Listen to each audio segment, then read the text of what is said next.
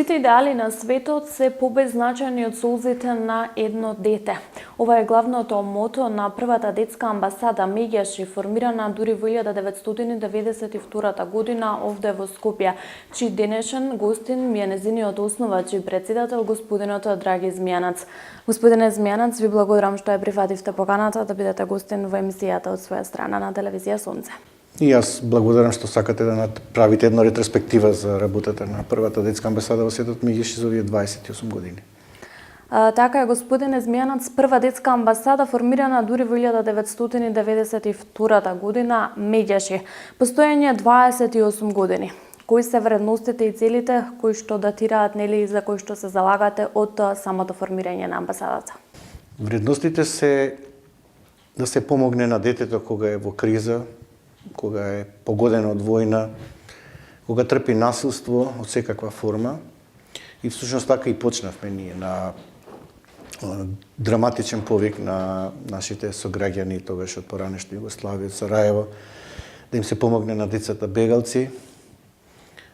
Нашиот основач Гордана Пирковска Змијанац, која беше назначена тогаш како координатор, даде апел на македонската телевизија да се згрижат на децата погодени од војна од Босна и Херцеговина и граѓанската и тогашна југословенска солидарност и меѓу кои Македонија како држава која ги отвори портите на децата погодени од војна, ја покажавме солидарноста на дела. Всушност ние кога ја започнавме работата на првата детска амбасада во светот Меѓаши, ниту бевме регистрирани, ниту знаевме во што се втргнуваме и што ќе не очекува. После апелот се јавува граѓани кои сакаат да згрижат во своите домови деца погодени од војната, па се ангажира потоа институциите, па ние формално се регистриравме 2 недели после тој драматичен апел на 29 април 1992 година. Така и почнавме. Кога говорам за солидарност и хуманост, одговоривме и на кризата во Косовската криза, кога работевме со нашите волонтери во Стенковец, Чегране, Непроштено, Бојане и други кампови каде што децата беа привремено згрижени. Потоа бевме први единствена граѓанска организација која 2001 во нашиот конфликт во Македонија во овие простори тука згриживме внатрешно раселени лица. Тоа беа 4 семејства од Рачиново, меѓу кои се родија за тие 6 години додека беа во првата детска амбасада во нашето прифатилиште 3 деца, Александар, Марија и Никола. Потоа одговоривме на мигрантската криза и рутата кога поминува бегалците од Сирија низ нашата територија. Работевме заедно со неколку организации да им се помогне, па дури однесовме и хуманитарна помош за децата од Сирија во Турција, заедно со хуманитарната организација Легис. Значи, ако земеме во ретроспективно во изминативе 28 години на сите кризи каде што децата биле жртви на војна, сме одговориле соодветно. И ве ретроспективно што се промени од почетоците па се до ден денес во Меѓаши? Се променија 2 работи. Првата е дека го издигнавме нивото за важноста на детската личност, на пиедесталот дека детето е субјект со сите негови права. Значи, ние сме формирани 3 години после донесување на Конвенцијата за правата на детето во Обединетите нации и се залагавме уште 92 истата да се ратификува во Собранието на Република Македонија и Конвенцијата ни е, би рекол, главен инструмент да може да ги мобилизираме институциите да бидат во функција за правата на децата и најдобар интерес на децата. И од тој аспект децата и дека имаат права и дека треба да се почитуваат нормално и обврски е постигната како цел. Меѓутоа, она што недостасува е практично спроведување на правата на децата во секојдневното грижа, чување, воспитување од страна на родителите, воспитно-образовниот кадар и таму децата кои што престојуваат и учат. Има многу прекршување на правата на децата. Се соочуваме со разни форми на насилство, семејно насилство, сајбер насилство, меѓуврстничко насилство, проговоривме многу гласно за проблемот со деца жртви на сексуална злоупотреба, педофилија и всушност ние бевме единствена граѓанска организација која силно почна да застапува и да лобира за проблемот дека до 2008 година полов напад на дете под 14 години беше санкциониран символично од 3 до 5 години и се залагавме да се подигнат казните минимални на 14 години, што во 2014 успеавме со законодавниот дом во тој парламентарен состав во кривичниот закон да се зголемат казните, да се донесе дури и членот 188 во кривичниот закон дека за тежок полов напад на дете може да се досуди доживотна казна затвор. Се воведе и така наречениот регистар за педофили. Единствено што не успеавме во тој период е да се лоцираат педофилите и нивното движење со носење на локатори, но не се откажуваме од таа идеја дека на тој начин можеме да помогнеме да се превенира оваа патолошка појава. За вас детските прашања се над сите други прашања. Кое е главното мото на детската амбасада Мегеш? Главното мото е поправеден свет за секое дете. Значи секое дете треба да биде еднакво важно и кога отсуства, например, родителската грижа или немоќ од страна на родителите поради социјално-економски, образовни и други потешкоти, државата е таа која треба да преземе одговорноста да го насочи детето во неговиот правилен раст и развој, потоа се тука граѓански организации, секако медиумите и меѓународната заедница. Било кој од овој круг, ако некој откаже, детето станува жртва. Дали на злоупотреба на детскиот труд, дали на физичка, психичка, економски, сексуална злоупотреба, значи тоа е ранливо и колку што е помало, толку е понемокно. И нашата заложба е за да се помогне на децата, треба на време да се вклучат во градинки, за да може да се стекнат децата со одредени животни вестини, бидејќи градинката е воспитание, образование, згрижување, каде што треба да му биде достапна на секое дете. Она што долго време се залагаме и заговараме да се прошират капацитетите на градинките за да се опфата 100% децата во градинките и за ранливите категории да биде бесплатно воспитанието, згрижувањето и образованието во градинките. Во кои се сфери действувате како организација? Сфера на психолошка поддршка, сфера на застапување и лобирање кога одредено прашање е актуелно, горливо и треба да се реши. Дали тоа преку комисиите собраниски, дали преку парламентарниот состав, дали преку владата или со поддршка на граѓански иницијативи. Например, во последно време имаме неколку граѓански иницијативи кои заслужуваат внимание, како што е децата си ги дознаат биолошките родители, затоа што членот 123А од Законот за семејство е неправеден кон децата кои не може да си ги дознаат биолошките родители, а притоа родителот кој се откажал од него лични причини се држи во тајност. Некои деца, каде што сме били ние сведоци, успеале да се ги дознаат своите биолошки родители, да нема никаква потешкотија во градење на односи, контакти и релации со старателите кои ги згрижиле, ги чувале и воспитувале, на кои се ословуваат и со мама и со тато, и биолошките родители. Оваа потреба е многу важна од аспект на тоа да не се создаде можност за инцест, да се знаат здравствените потешкоти кои ги имале родителите, ако ги имале, за да децата знаат со што може да се соочат, и да не биде осудено цело семејство на родителот кој се откажал од комуникација со внукот или да се запре релацијата со останатите братучеди. Потоа се залагаме и ја поддржуваме иницијативата заедничко и одговорно родителство по развод. Сметаме дека со разводот на бракот не престанува разводот на родителството и дека не е коректно да има туѓување на децата кога едниот е главен родител, а другиот е второстепен, помалку важен родител, да има подеднакво контакт со двата родители, време на видување и дека само на тој начин може да му се помогне на детето да ја надмине травмата дека неговите родители веќе не живеат заедно, но подеднакво водат грижа за него и тоа да биде договорено доколку може, ако не се случи, тогаш да има законска рамка во која ќе се регулира обврзано заедничко родителство и по развод. Ние досега имавме 2 јавни расправи со Комисијата за труд и социјална политика во Собранието на Македонија, Неколку политички партии се заветија во нивните предизборни кампањи и програми дека ќе ја воведат оваа иницијатива во законска рамка. Меѓутоа, во овој парламентарен состав тоа не се случи.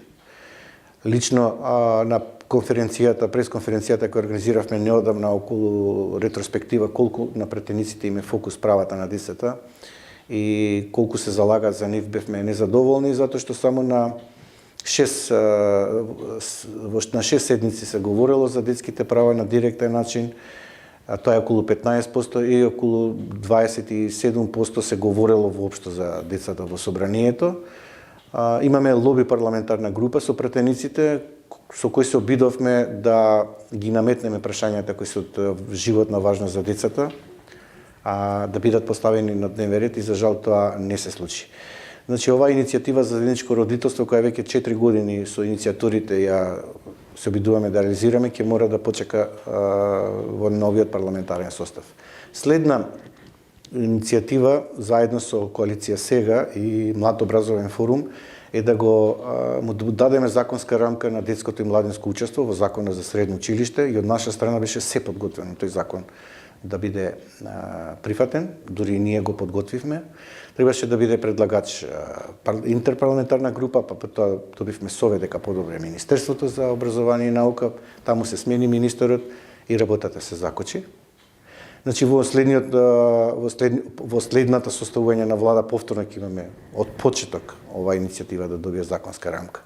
И она што најмногу во последниве 6-7 години работиме е правото на живот на децата загарантирано со уставот и со конвенцијата. Имено знаете дека загадувањето на воздухот и животната средина и почвата е на многу алармантно ниво.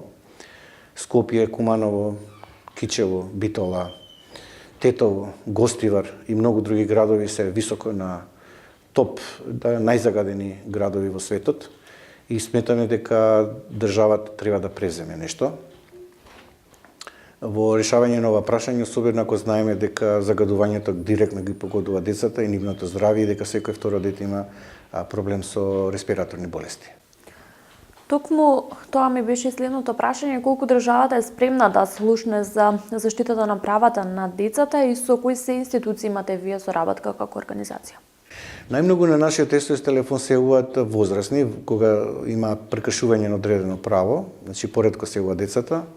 Нашата задача е покрај СОС телефонот и советувањата кои ги имаме да доставуваме писмени представки, дописи до институциите, се со намера да ги мобилизираме да постапат соодветно кога некој право е прекршено или кога треба да се помогне на некој дете, посебна жртва.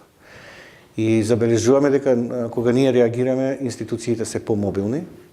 И тука голема благодарност до медиумите, затоа што тие ни се во нашето застапување, лобирање, подигање на јавното мислење и вршење притисок главен партнер. И мислам дека институциите у тој поглед многу внимаваат каков впечаток ќе остават пред граѓаните, не толку да бидат практични во спроведување и на Конвенцијата за правата на детето и на законската рамка и уставот кој се гарантира на детето соодветен пристап, постапување и заштита на неговиот личен интегритет. Кои се најзначајните достигнувања на Меѓеши како синоним за борбата за правата на децата досега? Тешко прашање, ама ќе се обидам да направам ретроспектива во овие 28 години. Значи, покрај одговор на кризата на децата погодени од војна, што мислам дека е многу важно и клучно прашање, беше и моментот кога се случи поплавата 2016 година, кога одговоривме соодветно со група граѓани да им се помогне на лицата погодени од поплавата во Стајковци и Сингелиќи. Потоа нашето силно застапување и лобирање да се санкционираат најстрого што може сексуалните предатори кои вршат полов напад на дете и законската рамка која успеавме според кривичниот закон да ја подигнеме на повисоко ниво во однос на санкционирање, бидејќи свативме дека со превенција педофилите не може да го контролираат нагонот или бидот и дека не се работи со нив соодветно додека се во затвор, додека издржуваат казна затвор со така наречена когнитивно-бихевиорална метода и примање на така наречена медикаментна терапија, хемиска кастрација, каде што треба да се сузбие либидото и нагонот, за да не се повтори делото. И бидејќи свативме дека тоа не е доволно функционално, решивме да работиме на построго санкционирање, на подолго одлежување на казната во затвор и на тој начин да има помалку рецидивизам. Тоа е исто така многу важно прашање. И во последно време што се фокусираме на решавање проблема со децата, си го дознат биолошките родители, заедничко родителство по развод, правото на чист воздух и средношколско младинско учество. Секако работиме на програмата за мировно образование, значи сме во контакт со повеќе гимназии во Македонија, каде што професорите ни се главни, би рекол, поддржувачи во градење на култура за мир и ненасилно разрешување на конфликти и работа со средношколците, кои сметаме дека ни се многу важни како идни граѓани кои треба да создаваат промени во општеството и сме задоволни од соработката со гимназиите. Склучивме меморандум за соработка со Министерството за образование и наука и со нив имаме во континуитет соработка. Значи соработници ни се наставниците и нивните ученици во борбата за градење култура за мир и ненасилство. Сведоци сме на меѓуврсничкото насилство.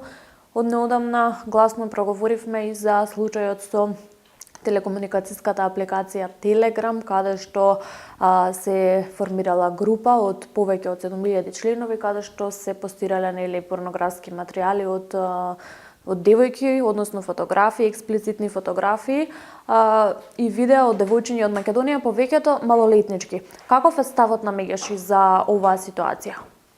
Ставот на Мегеши е дека отсуствува прво дека е општ морален и општествен пат на вредности, семејни вредности, етички вредности. Каде да го бараме проблемот? Проблемот е во тоа што многу малку им посветуваме внимание на децата и многу малку разговараме со нив и комуницираме и немаме увид во како го користат слободното време. Тоа е еден момент. Втор момент е образованието, ние во таа насока да ги учиме децата како да се заштитат, како да се саморегулираат, како да се превенира евентуално неовластено користење на нивните фотографии.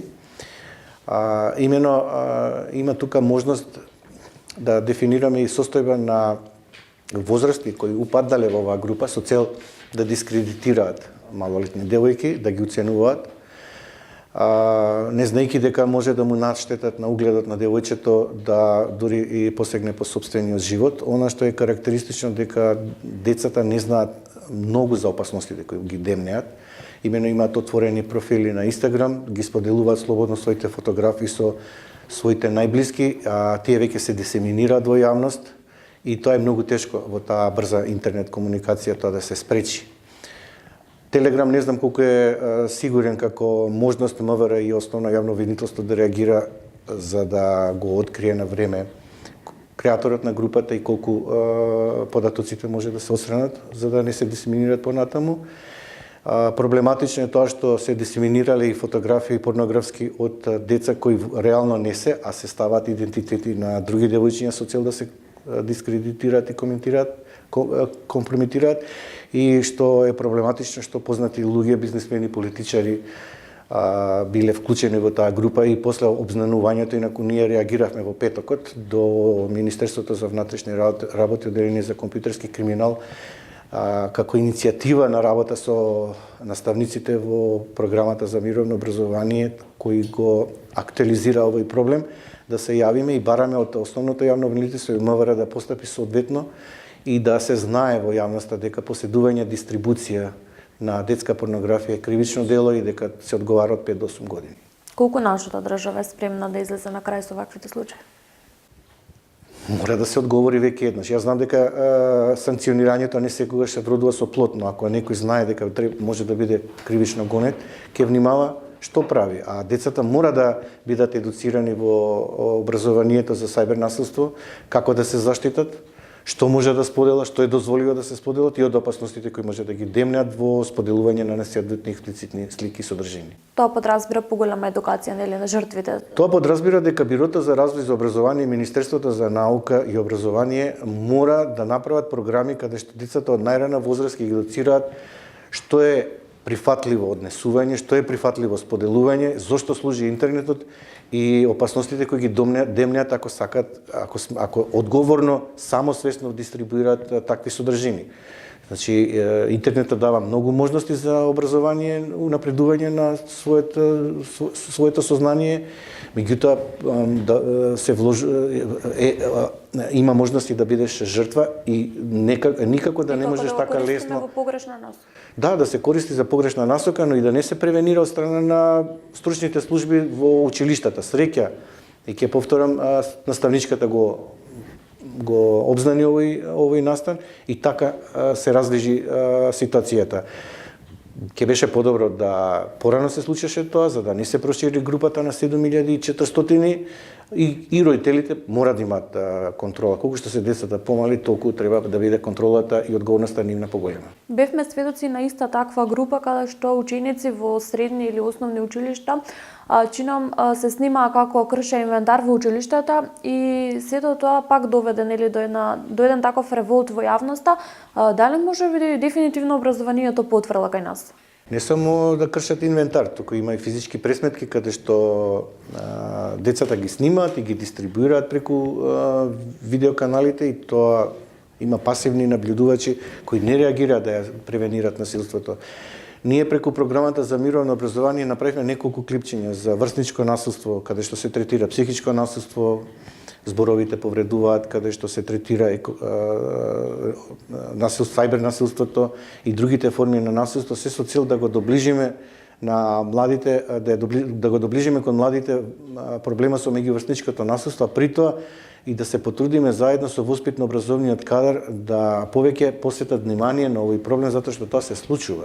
Во моментот работиме и со средношколци преку Форум театар, каде што сакаме токму Форум театар да биде форма каде што младите ќе го одглумат насилството кое реално се случува, но и со конкретни актери, нивните соученици кои ќе влезат во Форум театар за да ја променат ситуацијата, се со цел да се превенира насилството и поинаку да се реши. Кои се идните активности на Мегеш? Идните активности на МГШ. Во моментот работиме заедно со Македонскиот центар за меѓународна соработка, ги посетуваме општините каде што сакаме да им помогнеме да самите дефинираат решавање на проблеми на локална самоуправа. Програмот за мировно образование ни е во континуитет, работиме со Save the Children од Косово да ги земеме правата во своји раце. Корисници сме на грантот на Civica Mobilitas како грантисти кои заслужуваат и прават општествени промени во заедницата. Ја очекуваме годишнината која ќе се случи наскоро и искрено се случуваат многу работи кои не ни се планирани. Значи ние кога се појавуваме најчесто во јавност, се појаваме заради тоа што има проблем во државата. И сето дека граѓаните не гледаат во јавноста, значи се уште не сме во состојба да кажеме дека со децата се работи соодветно, се постапува соодветно и имаме совесни одговорни граѓани кои можат да ги неутрализираат или да ги контролираат однесувањата на возрастните кои очигледно прават многу проблем во воспитно-образовниот процес. Она што се случува повторно на крај ќе кажам со децата во секојдневието е рефлексија на општеството и немојта на системот да се справи со проблемите кои ги погодуваат најмногу децата. Господине Змјанац, уште еднаш ќе ви се заблагодарам за тоа што ја прифативте поканата за ова наше интервју. Ќе ви посекам успешна и плодна работа уште долги години и да продолжите да бидете синоним за борбата за правата на децата. Ви благодарам. Почитувани, тоа беше уште едно издание од емисијата од своја страна. Овој пат говоревме со председателот и основачот на првата детска амбасада Мегеш и господинот Драги Змјанац. Ќе ви се заблагодарам за тоа што и овој пат бевте со нас. Веќе ви најавувам нова средба наредната среда со нов гостин. Бидете со нас.